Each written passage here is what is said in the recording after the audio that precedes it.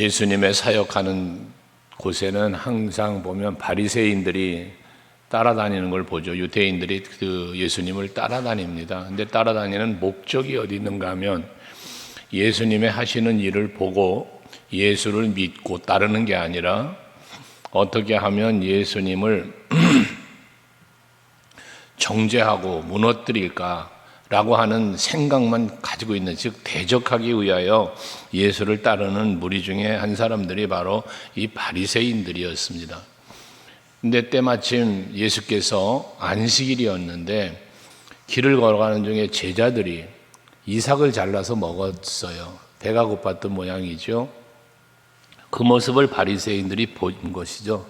보고 말하기를 안식일에 하지 못할 일을 당신의 제자들이 했다라고 말합니다. 여기서 안식일에 하지 못할 일, 이건 뭐냐 하면 율법의 정신으로 보면 안식일에는 일을 첫째 노동을 해도 안 되고 남의 것을 탐내도 안 되고 이런 율법적 정신이 있단 말이에요. 그러니까 이 제자들이 하는 일을 마땅치 못하게 여기고 그것을 예수님께 따지는 겁니다. 그때 예수님께서 8절에 마지막 말씀하시지만 인자는 안식일의 주인이다 라는 안식일의 주인 되심을 말합니다. 주인이라는 말은 무엇을 말합니까? 주인 마음대로 할 수 있는 게 주인이에요. 이 것을 말씀하시는데 결과적으로는 그러면서 예를 들어 말한 것이 다윗과 제사장들에 대한 이야기로 비유하여 말씀을 하고 있습니다. 다윗의 이야기 같은 경우는 도망가는 상황 속에서 그 아히멜렉 제사장의 집에 들렸을 때에 그곳에서 배가 고파하니까 아히멜렉 제사장이 진설병밖에 없다. 그 다윗을 도와주기 위하여 진설병밖에 없다고 할 때 그 제사장의 성전에 진설되어 있는 그 진설병을 주어 먹게 했던 일이 있잖아요. 그걸 비유로 들었어요. 그런 얘기를 너희들 들어보지 못했냐 하고, 그 다음에는 민수기 28장에 있는 제사장들의 업무예요. 안식일임에도 불구하고 저들은 하나님 앞에 번제와 전제의 제사를 드려야만 했어요. 그러니까 그들의 이야기를 또 하시는 거예요. 이게 뭐냐 하면 안식일에는 아무 노동도 하지 말라고 하셨지만 제사장들의 경우는 안식일에 성전에서 하나님 앞에 제사 드리는 게 그들의 일인 거로 번제를 드리려면 어떻게 해야 돼요? 짐승 잡아야 돼요. 각을 떠야 돼요. 제단에 불을 피워 그것을 불살라 제사로 드려야 해요. 여러 가지 일들이 있잖아요. 근데 그들은 제사장이기 때문에 그것이 용납되었다는 것이잖아요. 이런 비유를 든 거예요. 그러면서 6절에 그러죠. 내가 너희에게 이르노니 성전보다 더 큰 이가 여기 있다. 당시에 이 율법주의자들 유대인들이나 바리새인들에게 성전의 개념은 여호와 하나님이 임재하신 곳으로 큰 곳으로 본 거예요. 그러니까 그것은 위엄이 있고 그리고 그 여호와 하나님의 존귀와 영광이 있는 곳으로 저들은 성전을 그렇게 생각하고 있는 거거든요. 그 성전을 굉장히 거룩한 곳으로 여기고 있는 곳이다 말이죠. 그런데 예수께서 그 성전보다 내가 더 크다? 이건 굉장한 도전적인 이야기에 해당되는 거거든요. 근데 예수님의 이 말씀은 참 진리죠. 왜냐하면 요한복음 1장 1절에 보면 태초에 말씀이 계시니라. 그가 하나님과 함께 계셨고 만물의 모든 창조하는 사역에 함께 하셨던 분으로 소개를 하잖아요. 예수님은 하나님이신 거예요. 그러니까 이 성전의 주인이 예수신 거고 그보다 더 크다. 존재하는 웅장한 건물의 성전보다 그 성전을 세우고 그 성전의 주인 되신 예수가 더 크다는 그러한 개념으로 말씀하고 있는 것이죠. 예수 그리스도가 진짜 메시아다라는 사실을 이렇게 선포하고 있는 것입니다. 그러면서 호세아 선지자를 통하여 말씀하셨던 호세아서 6장 6절의 말씀을 인용하여 7절에 나는 자비를 원하고 제사를 원하지 아니하노라 하고 하신 뜻이 무엇인지 너희가 알았더라면 무지한 죄를 정죄하지 아니할 것이다. 그러니까 하나님이 원하는 건 제사가 아니고 자비라는 거예요. 너희들이 이 말씀의 의미를 바르게 알았다면 지금 저 제자들이 이삭을 잘라 먹은 그 행위에 대해서 너희들이 정죄하지 않았을 거다는 거거든요. 율법을 잘 아는 자들이 뒤에 이제 나오지만 예수님과 또 대화하면서 제일 큰 계명이 어떤 계명입니까? 계명에 대한 질문을 하잖아요. 그때 예수께서 정리하여 주신 계명들 10계명을 저들은 묻는 거예요. 10계명 중에 어떤 계명이 제일 큽니까를 묻는 거잖아요. 그때 예수님의 대답은 두 가지로 하셨죠. 첫째 되는 계명을 너희는 마음을 다하고 뜻을 다하고 성품을 다하고 목숨을 다하여 네 여호와 하나님을 사랑해라. 이게 첫째 되는 계명이다. 그리고 또 두 번째 되는 계명으로 내 이웃을 네 몸과 같이 사랑해라. 이후에 요한 사도를 통해서는 내가 너희를 사랑한 것 같이 너희도 서로 사랑해라. 이것을 말씀하시지 않았습니까? 결과적으로 계명에서 가장 중요한 게 뭐냐? 사랑이라는 거예요. 하나님께로 향한 사랑, 이웃을 향한 사랑을 말씀하고 있다는 것이죠. 그렇다면 지금 배가 고파 있는 이 제자들이 이삭을 잘라먹는 이 행위를 뭐로 보라는 거예요?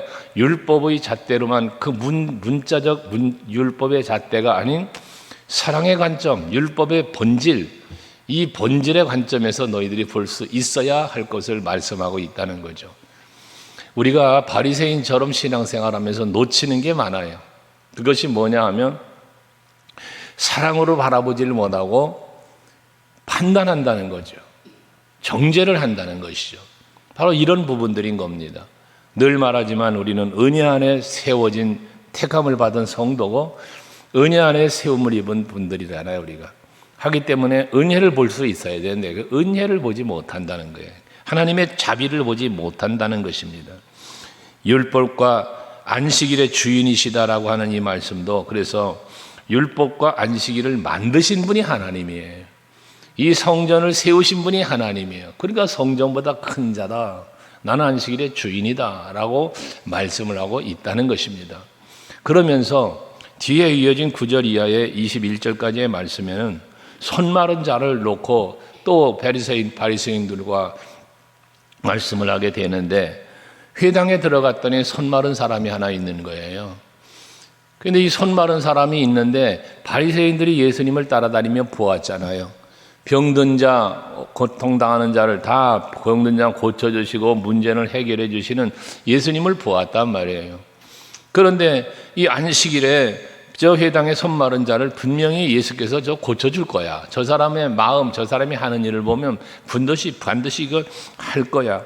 그러니까 또 묻는 거예요. 뭐 하려고? 10절에 보면 사람들이 예수를 고발하려 하여 그랬어요. 고발을 하려고 했다는 거예요. 무슨 고발이겠습니까? 안식일에 병 고치는 일을 했다는 거예요. 노동했다는 거예요. 일했다는 거예요. 이것을 고발하려고 어떻게 하나 지켜보았다는 거거든요. 이때 예수께서 저들의 그런 마음을 알아차리고 생각하는 것조차 아시는 분 아니셨어요? 그러니까 또 비유를 들어서 저들에게 예수님이 하시는 일이 얼마나 정당한 것이며 해야 할 일인가를 말씀하고 있는 거죠. 거기에 어떤 사람이 양 한 마리가 있는데 안식일에 구덩이에 빠졌으면 끌어내지 않겠냐? 그러지 않겠어요. 한 마리밖에 없는 양이 구덩이에 빠졌어요. 가만두면 거기서 죽을 수도 있어요. 그 한 마리밖에 없다는 얘기는 양 한 마리밖에 없는 사람이 그 한 마리가 빠졌다는 건 자기의 모든 것을 이룰 수 있는 그런 상황이라는 거잖아요. 그러면서 하신 말씀이 사람이 양보다 얼마나 더 귀하냐.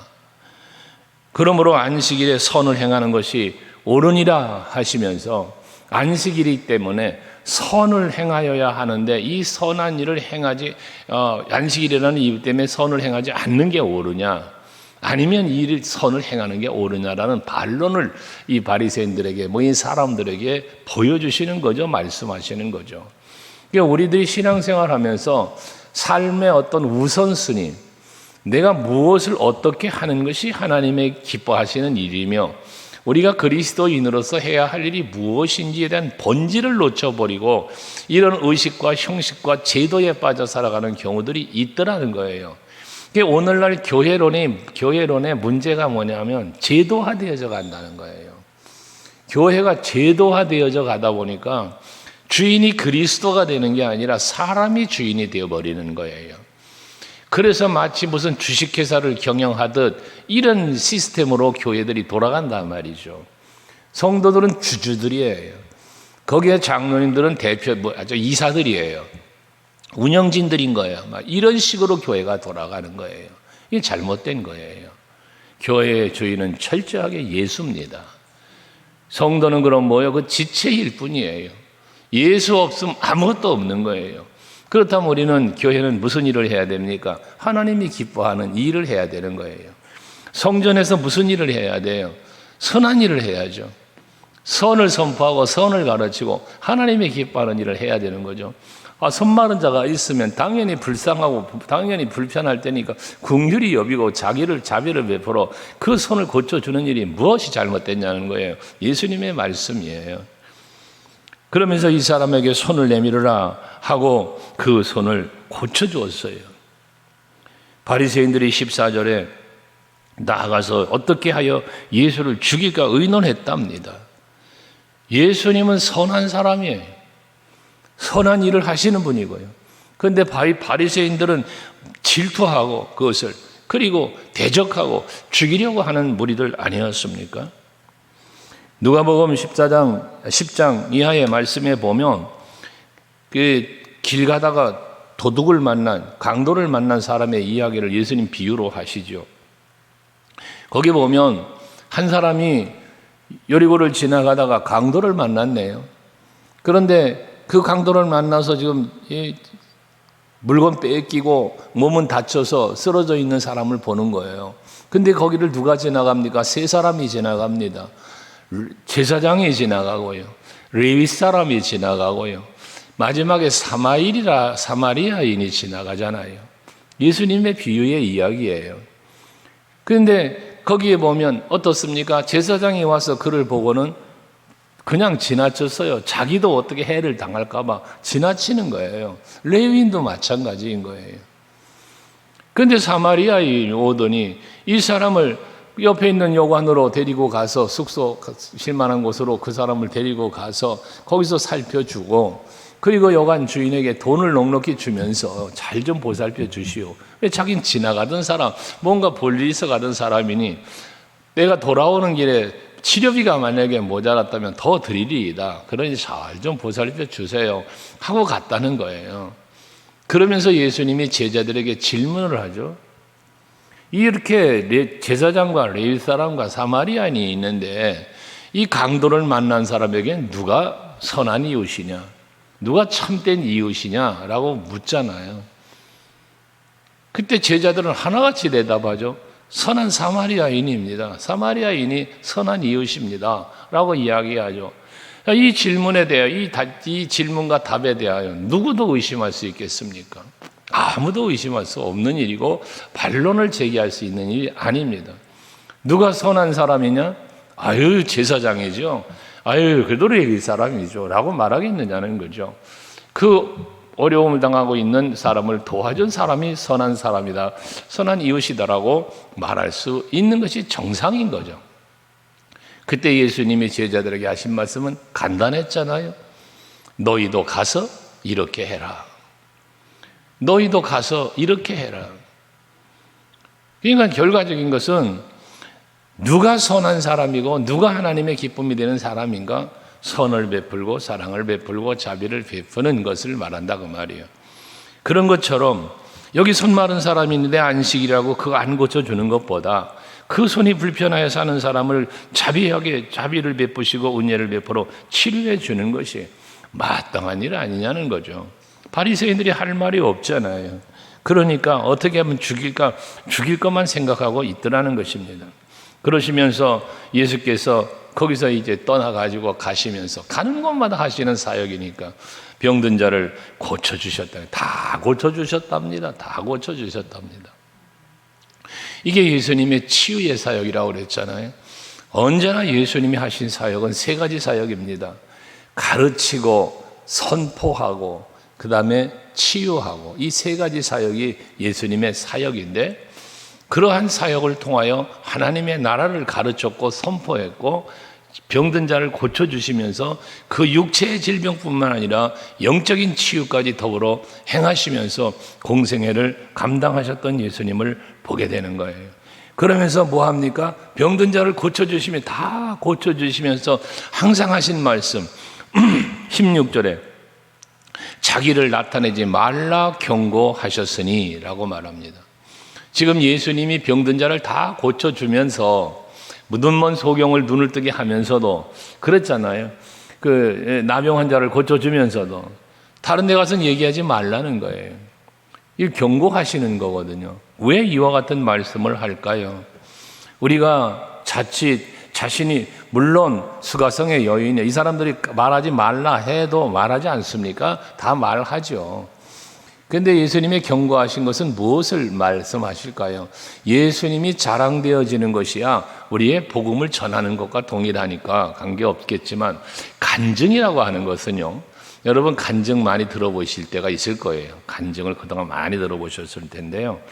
이 간증은 자칫 잘못된 간증이 되면 자기 자랑이 됩니다.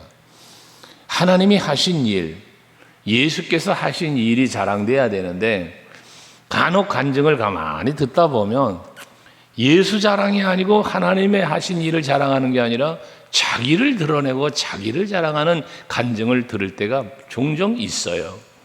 이거 하나님이 기뻐하는 일이 아니거든요. 하나님께 영광을 돌리는 간증 마땅히 해야죠. 그것이 복음 전파의 수단이 될 수 있으니까요. 하지만 간증이라는 이름을 걸어놓고 하는 내용이 본질이 하나님께 영광이 아니라 예수 이름의 영광이 아니라 자기 자랑이 되어버린다면 그것은 간증이라 말하기가 어렵다는 거예요. 그래서 우리도 항상 예수를 믿으면서 하나님이 내게 주신 은혜를 말하고자 할 때는 모든 것은 다 하나님이 내게 주신 것으로 결론을 짓고 영광을 하나님께 돌려야 된다는 말을 하는 거예요. 자칫 잘못하면 내가 여러분 기도했더니 응답받았어요. 그럼 보세요. 내가 40일 작정하고 기도했는데 이런 응답받았어 하면서 기도했더니 응답받은 이야기를 했다고 칩시다. 근데 그것에 조명을 어디에 뒀냐? 내가 40일을 기도했어에 둔다면 여러분 그건 자기 자랑인 거예요. 내가 40일을 기도했기 때문에 응답받았다. 이거 똑같은 내용 같지만 아닌 거예요. 응답을 주시니 하나님이 내게 응답을 주셨어. 참 하나님 귀한 분이야. 살아계신 분이야. 이게 영광이고 간증이 복된 간증이지. 내가 했다는 거예요. 내가 자랑된단 말이에요. 이건 간증이지만 결코 하나님이 기뻐하는 간증이 될 수는 없다라는 거예요. 예수님은 무슨 교훈을 줘요? 오른손이 하는 일을 왼손이 모르게 해라. 그래서 예수님은 그렇게 자기 나타내지 말라고 경고를 하셨던 거예요. 관점으로 보는 것이 좋겠다는 거예요. 그 다음에 이사야 선지자를 통하여 하신 말씀을 들어서 18절 이하가 그 말이잖아요. 20절까지 이사야 선지자를 통하여 하신 말씀이에요. 요한복음 1장에서나 빌립보서 2장 6절에서나 또 고린도전서 10장 31절에 보면 예수님은 본체 하나님이셨다는 거예요. 그러니까 예수님이 그런 하나님이시기 때문에 영광을 누구에게 돌려야 되느냐? 예수께 돌려야 된다는 거예요. 여호와께 돌려야 된다는 거예요. 그러니까 빌립보서 2장 6절은 그는 본체 하나님이시지만 하나님과 동등됨을 취하지 아니하시고 종의 형체를 갖추시고 인간의 몸을 입고 이 땅에 오셨다잖아요. 이 낮아지심을 말하는 거잖아요. 고린도전서 10장 31절에는 너희는 먹든지 마시든지 무엇이든지 하나님 영광을 위해서 해라 그러잖아요. 우리가 하나님의 기쁨, 하나님의 영광이 될 만한 일을 해야 되는 거예요. 예수님은 바로 그런 일을 하는 거라는 거예요. 그래서 보라 내가 택한 종 곧 내 마음에 기뻐하는 바 내가 사랑하는 자로다. 내가 내 영을 그에게 줄 터이니 그가 심판을 이방에 알게 하리라 하잖아요. 그러면서 그는 예수님 메시아를 얘기하는 거예요. 이게 그는 다투지도 않고 들레지도 않고 이 들레지 않는다는 것은 불평하지 않는다는 걸 말하는 거예요. 너들 뭐 불평하면서 그걸 말하는 거거든요. 다투지도 불평하지도 않고 아무 길에서 그 소리를 듣지 못하리라. 불평하는 소리 못 듣는다는 거예요. 원망의 소리 못 듣는다는 거예요. 다투는 모습도 볼 수 없다는 거예요. 누구 예수님의 사역 속에서 그렇다는 거예요. 예수님에게서. 그러면서 20절에 상한 갈대를 꺾지 아니하시고 꺼져가는 심지도 끄지 아니하시기를 심판하여 이길 때까지 하리니 그러잖아요. 이방인도 그의 이름을 믿게 될 것이라는 말씀을 하죠. 누가복음 19장에 보면 삭개오의 이야기가 예수님의 사역 쪽에 나오죠. 세리예요. 사람들에게 손가락질 받는 사람이에요. 근데 그 사모하는 마음을 보고 예수님이 그 집에 들어가서 이도 아브라함의 자손이라 일컬음을 받을 것이라는 거예요. 아브라함의 자손이라. 이게 바로 상한 걸 때도 꺾지 않는, 꺼져가는 신비도 끄지 않는 그러한 메시아의 일이라는 거죠. 고넬료 같은 사람은 사도행전 10장에 보면 백부장이잖아요. 이달랴 부대의 백부장인데요. 그도 하나님 성령의 임재함 속에서 구원함을 받게 되잖아요. 베드로를 보내도 베드로에게 환상을, 고넬료에게 환상을 보여주시면서조차 그를 구원하시는 그런 은혜를 보죠. 이게 바로 하나님이 하시는 일이요, 메시아에 오신 예수께서 이 땅에서 하신 일이라는 것입니다.